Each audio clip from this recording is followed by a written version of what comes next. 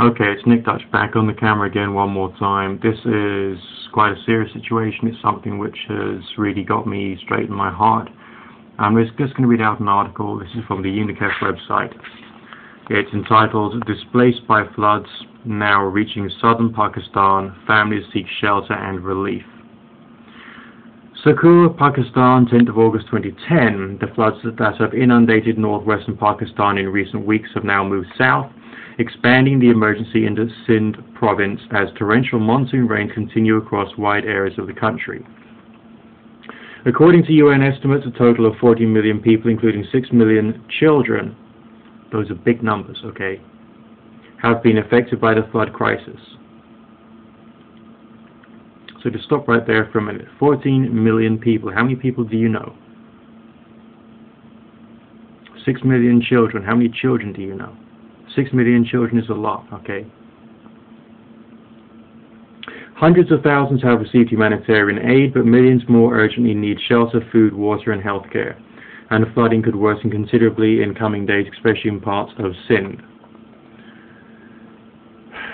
In Sukkur city, one of the province's largest municipalities, the government comprehensive higher secondary school has been converted into a relief camp for people displaced by floods. Tired and expressionless faces at the camp attest to the flood victims' search for answers to their misery. Carrying her 15-month-old son in her arms, Noor Jihan, who comes from Unar Goth village in Shakipura district, it has lost as many others from her community. Still in a state of shock and fatigue, she recalls fleeing from her ancestral village. I was tending the goats in the compound when my brother-in-law hurriedly came in and informed us that we had to vacate our house immediately as the river would flood our village by nightfall, says Mrs. Jihan. It was chaotic. I don't know how we loaded our meager belongings onto the donkey cart and got into it ourselves and set out on the road to Sukkur. Ms. Jihan, deeply concerned about the well-being of her husband and brother-in-law. My husband and his brother stayed behind to safeguard our goats and the cow, our only source of income. Just check that out.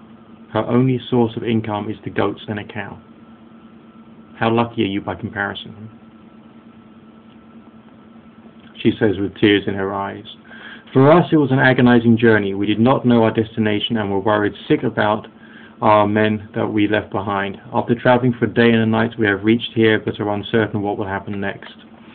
25 families from Unar Goth are at the temporary camp, but they are not the only ones sheltered here.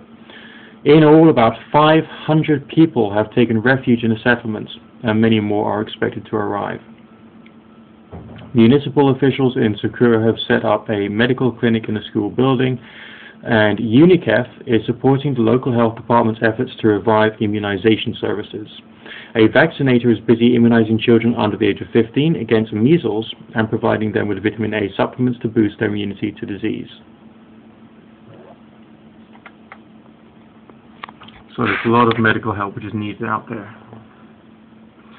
The city of Sukkur is located on the banks of the Indus River, which takes in floodwaters from the north before draining it into the Arabian Sea.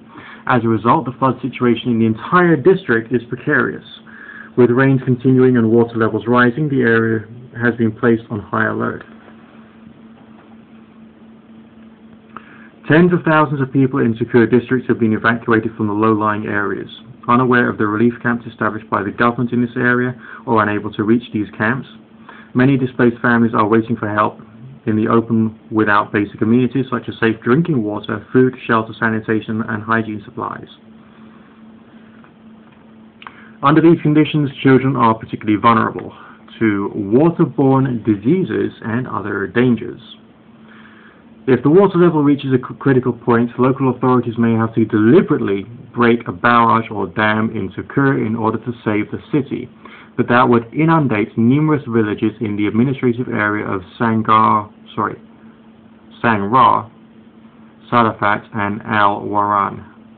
In response to the threat, much of the population in these areas have already been evacuated. Now, this is serious stuff. We may bitch and complain about flagging campaigns here on YouTube. We may think about our own problems in our own lives and think like that's serious stuff, and to us maybe it is, because to the most part viewers of this website live in Britain, Europe, the USA, Australia, South Africa, and relatively well developed parts of the world. We may be poor, we may have a few issues here and there, whatever. But if you could just make a small donation and just do without one can of Diet Coke, or this week, or do without that extra cup of coffee at Starbucks, and just put the money you would spend on that towards trying to do some good, that would be wonderful. I'm making my donation now, and it would be good if you could follow suit.